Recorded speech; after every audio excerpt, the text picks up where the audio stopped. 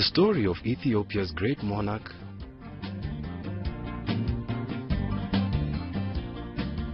modernizer,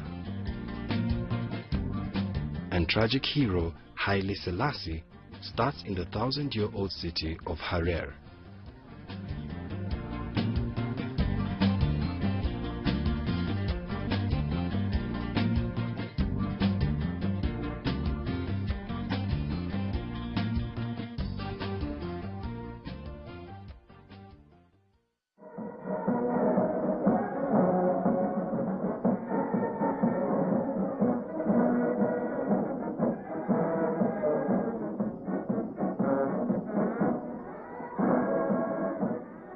It was here in Harar that Rastafari, as he was known before his coronation as emperor, cut his political teeth.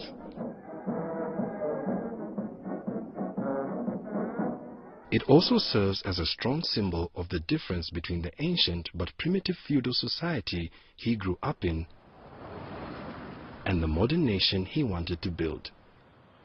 As a UNESCO World Heritage Site, Harar cannot construct new buildings within the old city's walls. But new buildings do go up outside the old city, and technology creeps in from all directions. So the coming year is holy war. Hopeful, no war, no problems. Jeff Pierce is a Canadian author who has spent 10 years working on a book about the country's war with Italy. In his decade of research, he has interviewed some of the top experts on Ethiopian history. Emperor Haile Selassie, of course, he had a special connection to Harar, and he invested in coffee plantations. He was very shrewd financially, but he was also very politically astute. These were the rules of King Haile Selassie. So these are medals which are gotten from different countries. Haile Gasho is a tour guide who has taught himself 4 languages and shows visitors around Haile Selassie's honeymoon palace in Harar. That's a very young Rasmus again. Yes, I think. The Haile Selassie's time, actually, I was like too young for that, and my family used to mention that he's one of a good leader. And everything is, the main reason what they mention is everything is very peaceful, and most of the things are very cheap. They have been brought together by the man, dead almost 4 decades, who tried to bring together his nation, his continent, and the world, often with his own personal touch. The most unique habit about King Haile Selassie is not only pretending like a king and always staying in the palace. So my grandfather used to tell me that he always go to a place where people get sick, like in the hospitals, and visit people. And people who don't have finance, they're supported by King Haile Selassie. So he's a really nice king, in my opinion. Rastafari was the son of nobleman Ras Makonnen, a provincial governor. He was also an Ethiopian hero for fighting off invading Italians in the late 1800s. Ras Makonnen is buried in this Harar church in a place of honor.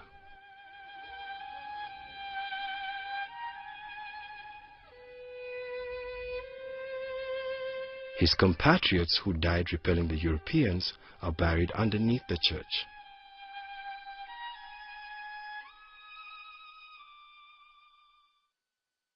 His father decided to educate young Rastafari with tutors of different specialities, one an Ethiopian monk and the other a Mexican surgeon. Ras Makonnen had 2 sons. Upon his death in 1908, his eldest, Yilma, inherited the post. 2 years later, he also passed away, and Rastafari became governor while still a teenager. If you want to understand the Ethiopian sort of feudal politics, it was really like Game of Thrones. It really was. Imagine this boy who's a duke, and he is given responsibilities to run this province at 14 years old. And he's trained by a Catholic priest. He's not trained by an Orthodox Ethiopian cleric. So already the other nobles are suspicious of this kid. At 24, he was appointed regent by Empress Zewditu, who used the young man to solidify her own hold on power due to his influential family. This made Rastafari heir to the throne, but he would have to survive some challenges to become emperor. When there was a rebellion against him, sometime around when he was regent and soon to become emperor, he was a fan of flight.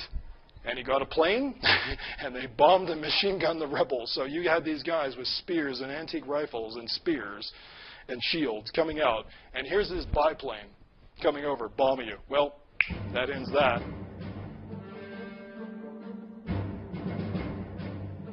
Eventually, the empress passed on, and it was time for him to take the throne. This moved him from Harar through the Ethiopian countryside to the new capital of Addis Ababa. At that time, we couldn't assume the buildings. There are huts, different kinds of huts, and a very big house, maybe one commander of the army. The other low-level commanders, they built their huts around his home, around 11,000 people in Addis Ababa. And there is no road, you see. Nobody can assume that. Therefore, when Haile Selassie came to the power, very big buildings were churches.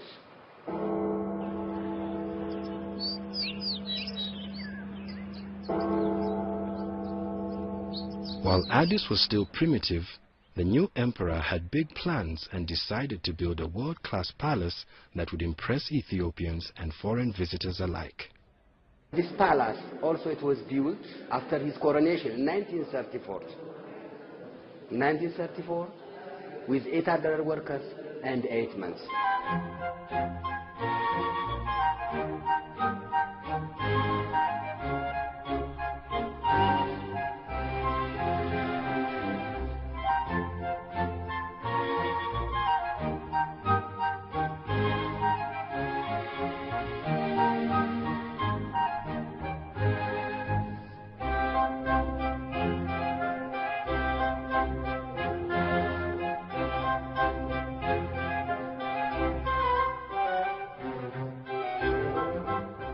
His palace is now part of a museum on the ground of the country's first university, which he himself founded.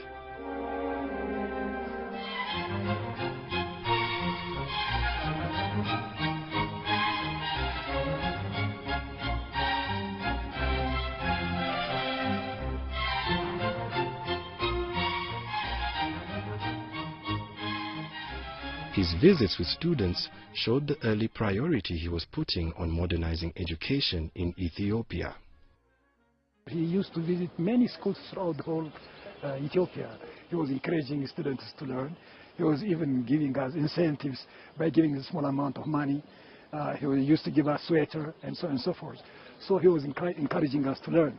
I grew up in sort of in his family's schools. I started with his grandson's school, then his son, Mukonnan, and then went to his another grandson. In person, had the opportunity once or twice to meet him. Haile Selassie wanted young people who could do more than just read or write, who would become diplomats, scientists, engineers. But he had to start with the basics. I think I must have been 7 or 8 years old, and we lined up to meet him, and that's the first time I saw him. And he gave us 50 cents each, and I valued that money. That's the money I used to buy the first pencil and the first writing pad. The young emperor's passion for education would eventually bear fruit, but in the early years it was opposed by the nobility that Rastafari had come from. Here, Haile Selassie used to give gifts on Christmas Day to students going to school. In those days, the feudal system and the, well, they call them now reactionaries, but they're truly conservative people didn't want their children to be going to school and get contaminated by Western culture. But Haile Selassie was desperate to have educated people for his administration, for his services. And even the children it is the servants' children that they sent to school. And his first ministers were composed of mostly commoners, not from the nobility. In order to push forward his agenda for modern education, he needed to win over this nobility, which he did by supporting tradition. Haile Selassie is a very good diplomat. He was also conservative. He tried to keep the tradition of Ethiopian people and the tradition of the monarchy, to keep his hierarchy. And he tried also to keep the throne. To unify the country and have everyone support his modern ideas, he would need to earn the loyalty of those from the country's other 80 tribes. Ethiopia is a federal state. There are 83 ethnic groups who represent 83 ethnic groups. Perhaps King Haile Selassie from 3 ethnic groups, Amhara, Oromo, and Gurage or Silde. Therefore, what about the rest? 83 ethnic groups, not easy. 80 ethnic groups, they have their own culture, their tradition, their belief, even their traditional kings, they have it. Perhaps the most crucial factor that helped him to unify the country and gain acceptance for his modernization program was the support of the powerful Ethiopian Orthodox Church.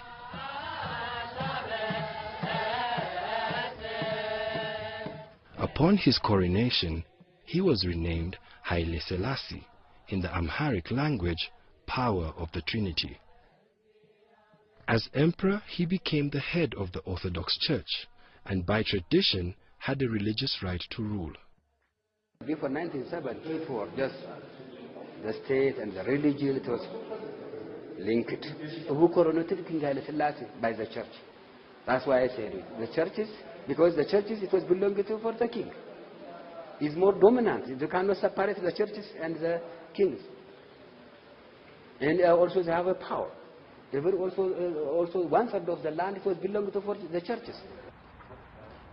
Of course, for us, we think he's like God, and he himself did not give us that coin, by the way. It's Abbahanna, his treasurer, who goes out and hands coin, and our eyes are with him. A very short fellow, walking, and that's it. You can imagine at that age, we thought God was on earth. While he was promoting an agenda based on logic and progressive ideas, legend was a powerful tool of the church. It claims a biblical relationship between its monarch and the famous Jewish leader and legendary wise man, King Solomon. The Ethiopian royal line, so Haile Selassie himself, is said to descend directly from the Queen of Sheba. For one, it's very difficult to justify that Haile Selassie was a direct descendant of Haile Selassie and Queen Sheba and King Solomon. But we simply took it for granted, for we love and respect Emperor Haile Selassie. It was before Christ, 955 BC. And while she was traveled to Israel, and she was a beautiful woman, and she was asleep with him. While she came to Ethiopia, she was pregnant and born Milik first after 9 months and 5 days. While Haile Selassie disavowed the legend to educated friends and foreigners, it was part of the powerful hold he had over the common people. The emperor's religious authority would seem to make it easy to unify the nation, but he decided to use his personal touch to make people believe in his love for his country and its people. He was everywhere in Ethiopia. He was with car, sometimes with helicopter, for example, 1965. He was with Queen Elizabeth in Gondar, Eritrea. Even they camping in Gondar city, almost 40 kilometers far from Gondar, and they were camping. ለምሳሌ በአስመራ በድሬዳዋ በጅማ በጎንደር ውጭ ሀገር ያልሄዱ እንጂ ኢትዮጵያ አንድም ቦታ አይቀረኝ። በጣም ተወዳጅ መሪ ነበሩ። በአውሮፓ ቋንቋ ፖፑላር እንደሚባለው በጣም ተወዳጅ መሪ ነበሩ። ህዝቡ ታሪካቸውን ያምናል፣ አሰራራቸውን ያምናል፣ መሪነታቸውን በትልቅ ደስታ ተቀብሏል እና አሁን ድረስ ስማቸው የገነነ ነው። በያለበት ብንሄድ ብንጠይቅ ብናይ በዛን ዘመን የነበረና የሚያውቃቸው ይወዳቸዋል። His accessibility also showed he had an open mind, something that helped him learn from his people and change with the times. The other encounter was when I was in civil aviation school. Very funny. I had a girlfriend, and in those days, if you have a girlfriend, it has to be very, very secretive. So I was walking her home, and we made sure that we will not encounter her brother. So we took a small alley, and so we were walking, taking our time, chatting, car. And all of a sudden, we heard a small knock on the horn. We turned around. It was the emperor. We saw the flag. I pulled her out, and we bowed. I will never forget it. He looked at me laughing, and he said, "I saw you." These are my encounters, actually. እዛ ሁለት ባዞች ተቋቁሮቹ ቻይና ላይ ያው ህዝብ እንደሚጠራቸው አይደለም ኃይለሥላሴ ናቸው። በእኔ በግሌ ደግሞ ጌቴ ነው የምለው እንጂ የቅርብ አገልጋይ እንደሆነ ጌቴ ልል እችላለሁ የግሌ ነኝ። While he spent a lot of time cultivating popularity with his Ethiopian subjects, he also courted international favor. He was a famous diplomat, and a lot of countries had a very good relation with him. African countries, Europe, or also America. He was everywhere, almost 2,600 something, 2,600 times. He was visiting 14 provinces during his time. At that time, it was 14 provinces. Even he was visiting 167 countries in the world. Occasionally, there was criticism. Well, his detractors would say he's going there to have fun. But I am sure it's for diplomatic purposes that he went. He would go to America, meet Kennedy or Eisenhower. I think he had met them both. I don't think he would just jibe and come back. He would come with programs of aid and projects of one sort or another. The emperor learned about modern ideas and technology, bringing home worldly knowledge and friendships.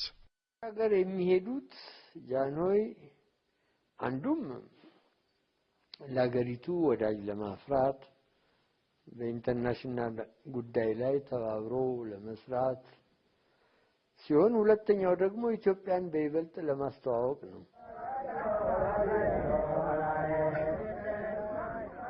Haile Selassie anticipated globalization, even on the modest scale of the 1930s. In 1923, he signed Ethiopia up to be the first African country to join the League of Nations, the forefather of the United Nations. I decided to come myself to defend the cause of my people before the Council of the League of Nations. I hope that the Council will be good enough to excuse me from reading the whole of my declaration. He saw his country being pulled between the development of an industrialized Europe and its place in its own still wild continent of Africa. He would send young Ethiopians, very talented young intelligentsia, off to the capitals of Europe to get an education, because he recognized that the country had to modernize. His initial choice appeared to be to lean toward Europe. There he mined ideas that would help build ministries, schools, and institutions that were aimed at taking Ethiopia from a primitive feudal state to a modern nation.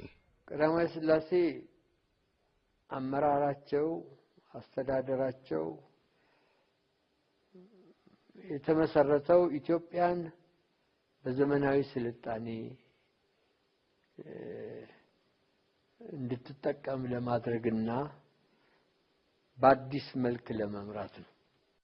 In 1931, he became the first absolute ruler to voluntarily write a constitution, which established a judicial system while still keeping most of the power of government in the emperor's hands. Until 1974, he showed different kinds of developments in the country. We couldn't deny these kinds of changes. The first constitution written in his monarchy time. The second constitution also improved by his power time. He tried to bring Ethiopia to civilization, to civilize the society, but how far he tried to bring this country, it has its own limitation.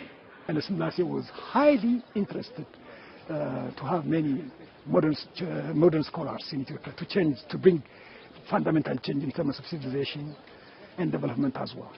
His early efforts to modernize his country through education had only 6 years to progress before tragedy struck. In 1936, fascist Italy decided once again to be the first European colonizers of Ethiopia.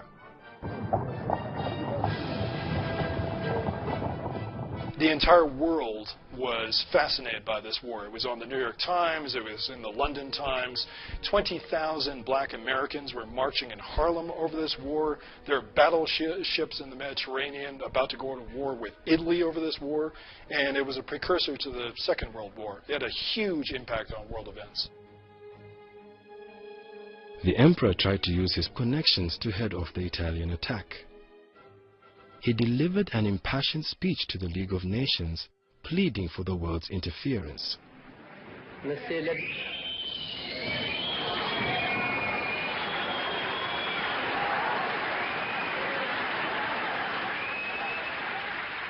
jeers of fascists in the gallery did not stop him.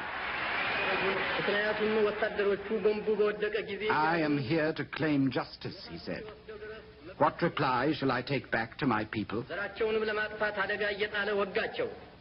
So, said the emperor, it is us today, it will be you tomorrow. ቀዳማዊ ሥላሴ በዚያ ቦታ ሄደው ራሳቸው የኢትዮጵያ ሕዝብ ከሕግ ውጪ በጥጋበኛ ዲክታተር ምን ያህል ግፍ እንደተፈጸመበት በሚገባ አስረድተዋል። አንድ ንጉሠ ነገሥት ወይም አንድ መሪ በዛን ዘመን ሄዶ በሊግ ኦፍ ኔሽን ፎረም ላይ ወይም ሸንጎ ላይ አቤቱታ ያቀረበ ከሳቸው በፊት የለም። Our emperor also made a very remarkable and prophetic speech. He said to them, it is we today and you tomorrow. After which all the Europeans had fallen under the strongest and brutal heel of Hitler. So it was a kind of prophecy that had already taken place. His eloquence, moral authority, and logic fell on deaf ears.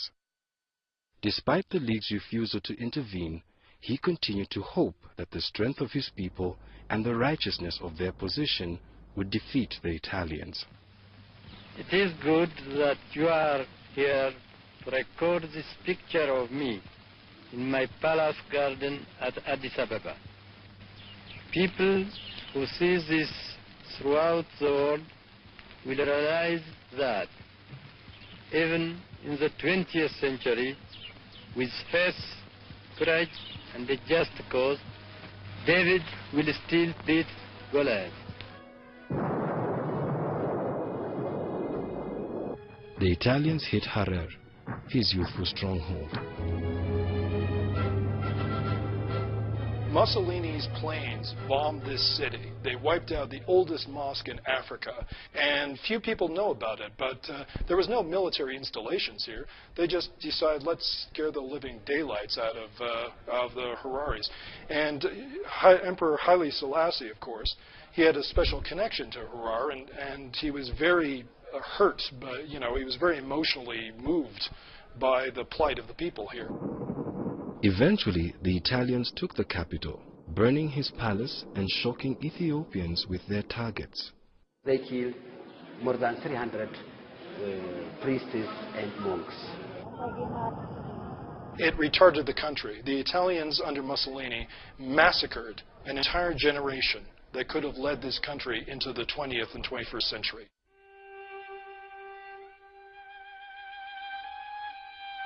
Haile Selassie went into exile in Bath, England in 1936. He nearly died there practically of pneumonia and sickness because it was so cold. He wasn't used to the climate. He came back here, and I believe it affected his character deeply, that he was never going to give up control and never going to divest control to other people. For 5 long years, the emperor suffered in tough conditions, in damp, cold weather, until 1941. Once the Italians were chased out by Ethiopian freedom fighters operating from the countryside, he was welcomed home to reclaim his throne and once again try to unite and modernize Ethiopia. We had the most difficult time with him when the Italian invasion, for example. Ethiopia has never been invaded by any enemy. It's been always a free land, the freedom fighter, and its people defended their country. 5 years was in his time. And he was lucky enough to actually regain the freedom and helped many of the African nations to get their freedom too. And so he was really a very special, God-gifted person. But his time away from home had given him some valuable perspective, and he would return with a plan on how to build a new Ethiopia and how to try and empower Africa so it could look after its own.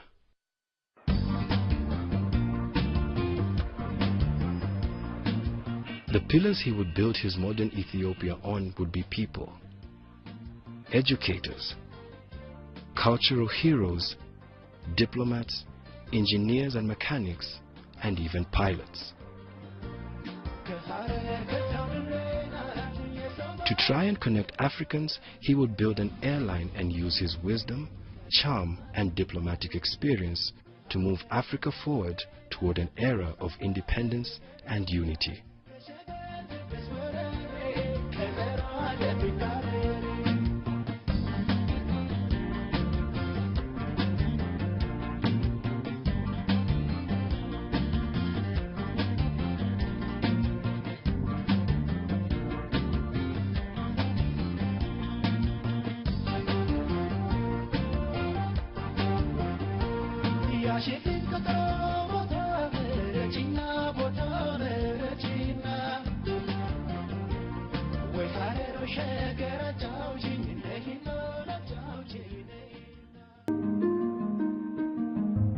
The emperor's first order of business was to create an educated class of young people who could power his country forward with their intelligence and ability to adapt to new ideas in a rapidly developing world.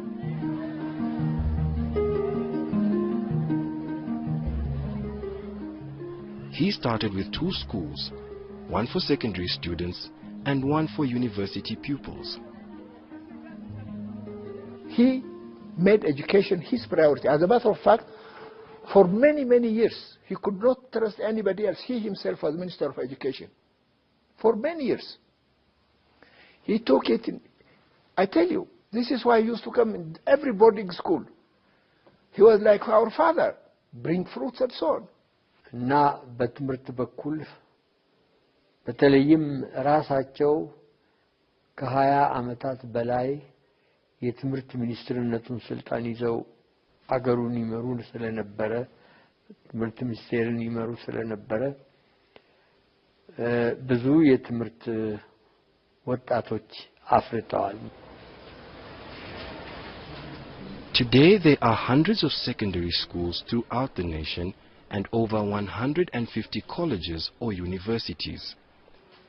So this was really something that in different subjects he was always interested in seeing, helping people and education and so on. He was the Minister of Education himself to educate all of us actually, to bring us to this level, unless we forget whatever he has done. So they are his products, I would say. from 1855 up to 1974. Yes, this is the modern history of Ethiopia. Exactly. Haile Selassie's crusade to create a brilliant team of young achievers helped steer his nation to where it is now. Modern education is his legacy. The other thing is that not just education, but excellence in education. He quickly grew local educators to replace foreigners, and here was a place to start his Pan-African leadership. In 1958, he invited 200 African students to Ethiopia to study at Haile Selassie University, now called Addis Ababa University. He wished to transfer his dream of modern education to the rest of Africa, but he also saw the need to engage others to promote Ethiopia's role on the continent. By bringing European diplomats, scholars, and tourists to Ethiopia, he also saw a way to increase his countrymen's exposure to new ideas and develop international trade partners. But he needed to make sure they appreciated his nation. This is your first ambassador in Ethiopia. So he turned to some of the young Ethiopians he was building his contemporary society on, including Haile Selassie Tafese. Oh, I could see him any day. He was very kind with me. The emperor sent him off to Germany on Ethiopian Airlines' first flight there. He came back with some ideas on tourism. That was the first inaugural flight, Ethiopian Airlines to Frankfurt. Big deal. And in the process, the Germans were talking about tourism. The emperor instructed him to get a tourism operation going. The emperor called me. He said, "You have to do this job." I said, "Your Majesty, I know nothing about this job." He told me, "Try." That reward I remember. Try. It's like an order. Camouflage order. So I said, okay. Haile Selassie was always helpful in the efforts to impress foreigners, dignitaries, or ordinary tourists. If I go there, I tell him I have tourists. He said, bring them. I bring 10, 50, 30 tourists to him. He orders champagne. He orders tej. He gives them to drink. They take a picture together, take a picture with the same lion, and visit. He allowed us to visit the palace here in front. Tourists went, took pictures, went around, look around, even his bedroom. After a few years of bringing in groups of foreigners and shooting photos all over the country, Haile Selassie coined the country's famous tourism slogan. I'm surprised you didn't ask me about the slogan, 13 months of sunshine, I coined for Ethiopia. Oh, okay. It has a meaning. First of all, Ethiopia is 13 months, our calendar. And then there is sunshine 13 months a year. Anytime. The rainy season, rain comes, all of us know that after 15 minutes, sun will come out. Ethiopia uses what they call the Gaze calendar, which is 7 years difference from the commonly used Gregorian calendar, and also breaks the year down into 13 months.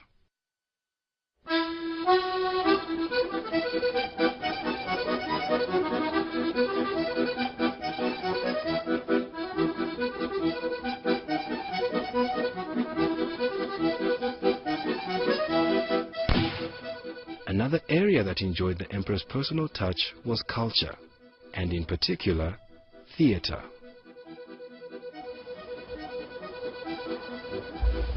Right over there where that bench is, the emperor and the queen were sitting right there.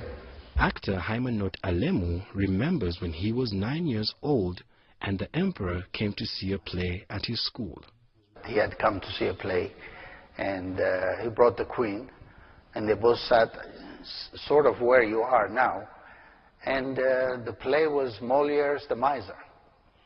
Excellent actor. Makona Dori was so good. And so I sat there, and half the time I wasn't watching the play, I was watching the emperor. And I saw the play. It looked simple. It looked like a simple thing to do on stage, enough to bring an emperor to our school. And that's when I decided that I want to be an actor, and never changed my mind since. Hymenot's career blossomed with encouragement from the emperor and the occasional scolding. The emperor came, and I played the Italian collaborator, which is a character everybody loved to hate. And I have a very bad monologue where I really slam Ethiopia and Ethiopians, and he walked out of the theater and went to the palace. Then the three actors and the playwright were called to the palace and were given a dressing down. He was really upset.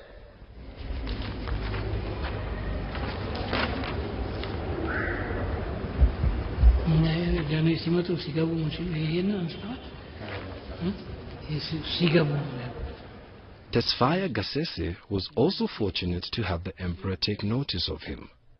He was training to be a lawyer when Haile Selassie caught him performing.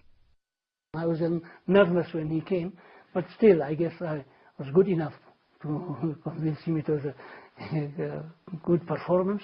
Called me in the morning to his palace, gave me his watch, asked me what my plans were. I said I'm going to go and study law. He said, I asked the minister beside him, how many students are going to study law? I think he answered 12. 12? Oh, that's quite a lot. So we have very many lawyers under training. We need someone in the theater. I said, there the administrators of the theater, the managers and directors were white people. They didn't speak Amharic, the local language. And so he needs Ethiopians to replace them. So he said it was a sort of an order, you go and study theater. I graciously accepted it, and I don't regret it at all. I'm very happy with the profession. He ended up as the manager of the National Theatre, as well as starring in countless performances. His favorite was Hamlet. I played Hamlet also for the emperor. That's another great play. That was the first Hamlet. I had what we call first Ethiopian premieres by our prominent, later on prominent playwrights were staged by me.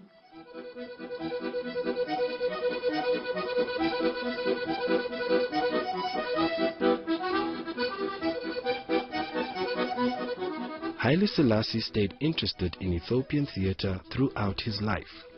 See, after him, that's what we missed. There were no leaders to see our productions. But he did attend comedies or historical plays or tragedies. He did. And even before the Italian invasion and the establishment of proper theatres in the country, he used to invite people who wrote dialogues or pieces of theatre to his palace for when his children got married, from wedding parties and things like that. And he gave prizes to the writers and to the actors. So he was a great benefactor of the arts, a patron of the theatre and the arts. Despite his pressing duties as head of state, his personal touch was always felt. The general populace worshipped him. And so you can imagine him coming here and we small actors being honored by his presence. He usually also stayed late after the show and shook hands with us and said, good, and left.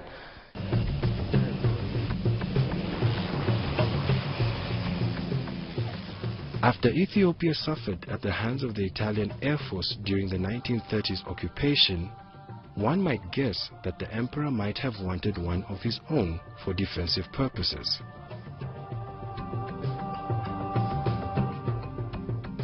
But he started Ethiopian Airlines for different reasons. Number one was to connect his own country, which has very difficult terrain to cross.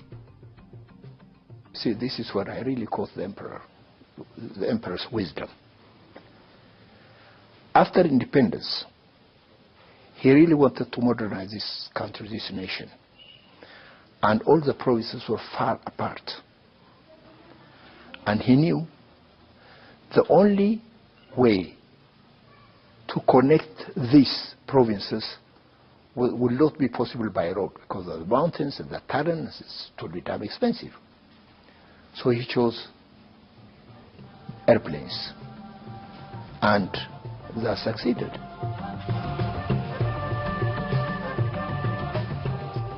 He also saw the airline as a way to link Africa with Ethiopia as its center. ጃንሆይም በስልጣን በነበሩበት ዘመን ለዚህ ለኢትዮጵያ አየር መንገድ ልዩ ትኩረት ሰጥተው ልዩ ክትትል ያረጉ በየጊዜው የሚለማበትንና የሚሻሻልበትን መንገድ ከፍተውለታል. And that really put the nation together. You know? And gradually we wanted to extend this to the rest of Africa. And also we were very, very sure in the planning that since we are far apart from the rest of the world, we have to be independent. So we started our maintenance right away. While the early days at Ethiopian Airlines were tough financially, the effort paid off in more ways than one. The OA was started. There was no other flight than us connecting the nation. And I remember, I forgot the date now, IATA came up, but before IATA, every airline used to pay the tickets he wants to sell, for whatever price he wants to quote. Then IATA came, prices were regulated. All major airlines of the world were broke. Ethiopian Airlines made money.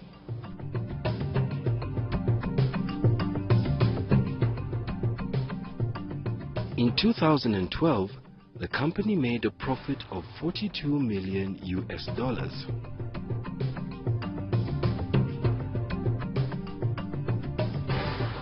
Connected to the rest of the world and Africa by air, Haile Selassie now became Africa's biggest champion, uniting the continent through the Organization of African Unity, or OAU.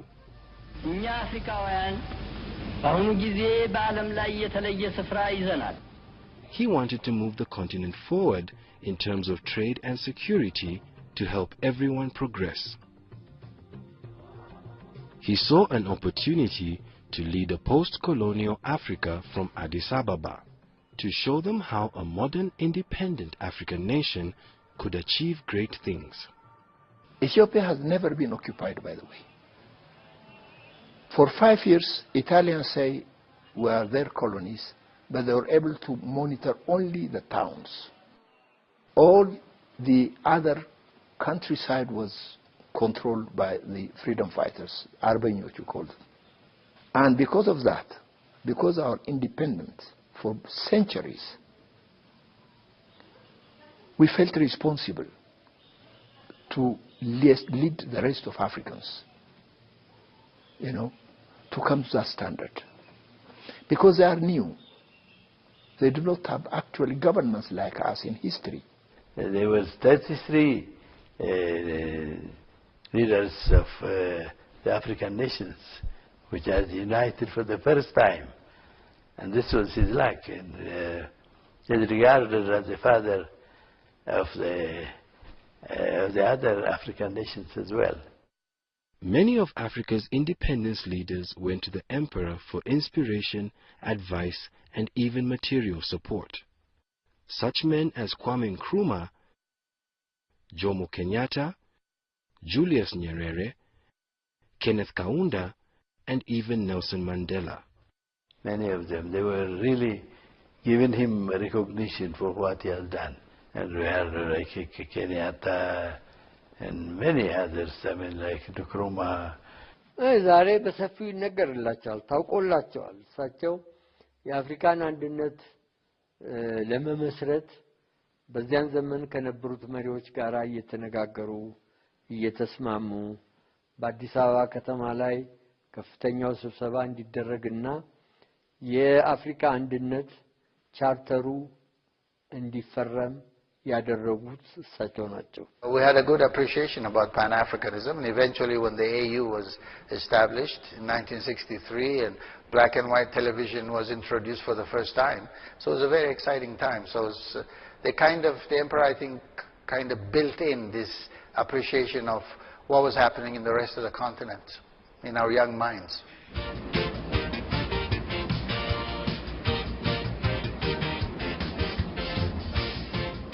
The OAU found a home in Addis Ababa, in part because Ethiopian Airlines could bring Africa's new leaders together here.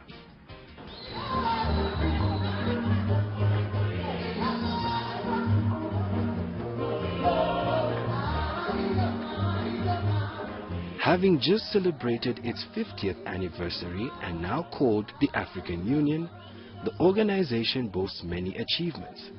Achievements that would make the emperor proud. They include ending white minority rule in southern African nations, helping to create a new nation in South Sudan, and promoting stability in Somalia. Haile Selassie took a personal interest in promoting peace between African neighbors.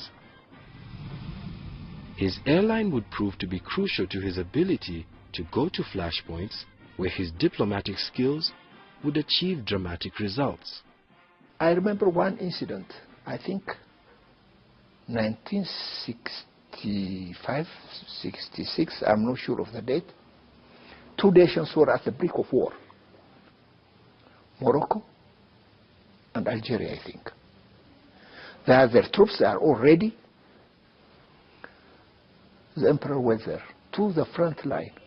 We took him with the 720B. And I remember there was no jet start, a car that used the pressure to start the engine. So until the emperor negotiated, we kept one engine running for 6 hours. And we brought peace. That's what he did. Everywhere there is a problem, he used to go there, venture. And that continued, and that was what brought Africa really to what it is.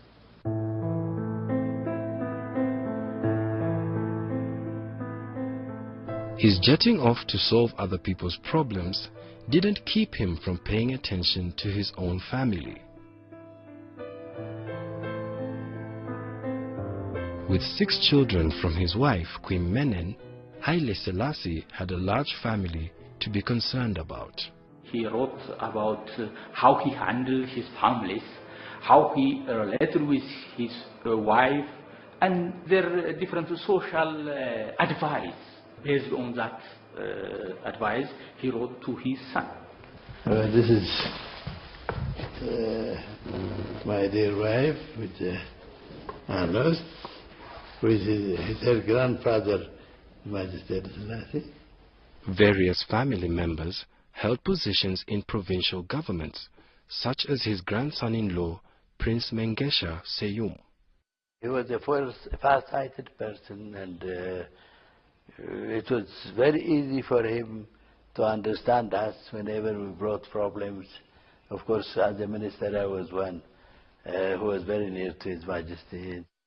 But he didn't let his relatives take outsized positions in his administration or lineup of advisors. His ቤተሰቦቻቸው በስራ ጉዳይ አይገቡም።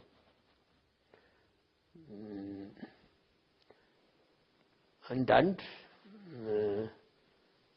ስራ ላይ የተካፈሉ ይኖራሉ። ነገር ግን እኔ ጃኖይ ዘመን ነኝ፣ እኔ ጃኖይ ልጅ ቤተሰብ ነኝ ብሎ በአንዳንድ ሀገሮች እንደታየው ስልጣን አልታየም። He was worried about his wife's health, but as far as I know from that letter, their relation was very good.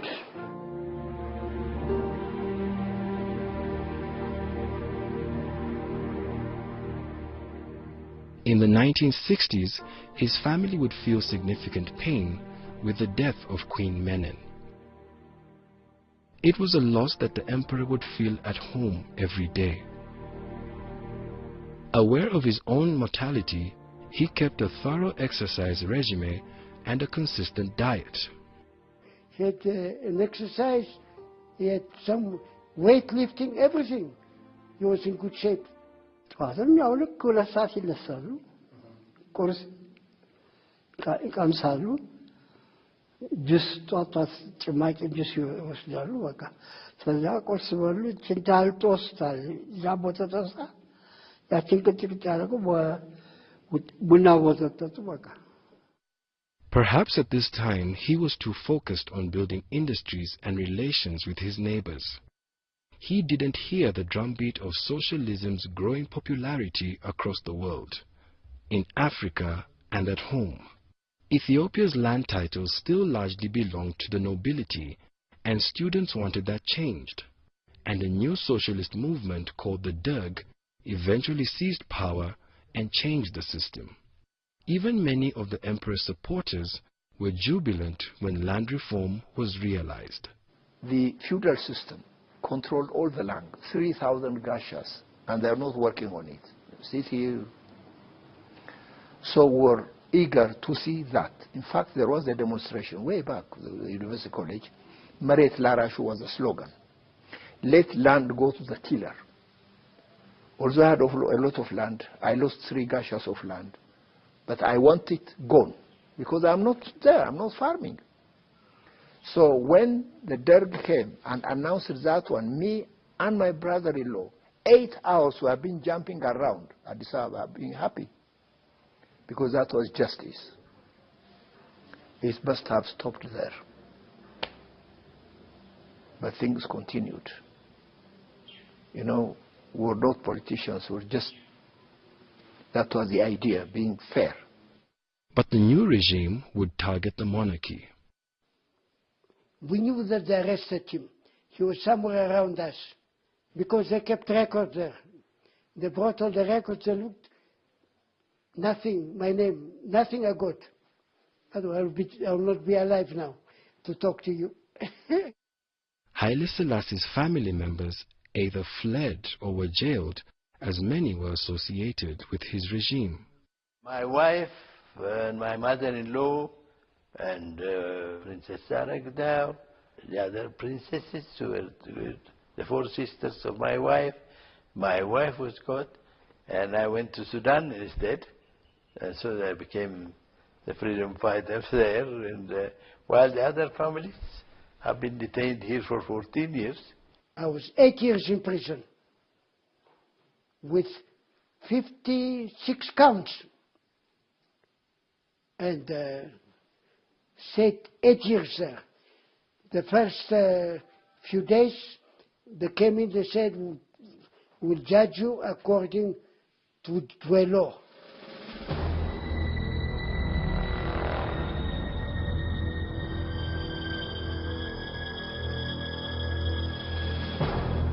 The emperor himself received the ultimate punishment. Some used to say he was shot, poisoned, suffocated. But we don't have any confirmation concerning the way how he died. በክብር ተመያዝና በክብር ተመንከባከብ በተቀረ አንድ ቀን እንደ ዝቅተኛ ሰው እንኳን በክብር የተያዝኩ ሰው ነው። Haile Selassie's greatest sin, his greatest mistake, was living too long. When the current regime eventually overthrew the Derg in 1991, Haile Selassie's body was eventually discovered in a basement and was enshrined in the National Cathedral in a tomb next to his wife, Queen Menen.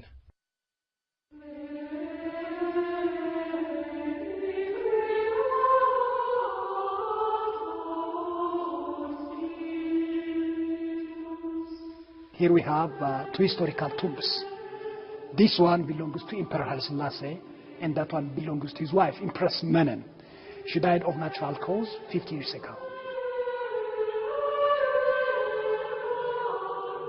Gone but not forgotten, people will continue to look back on the remarkable life of Ethiopia's modern emperor.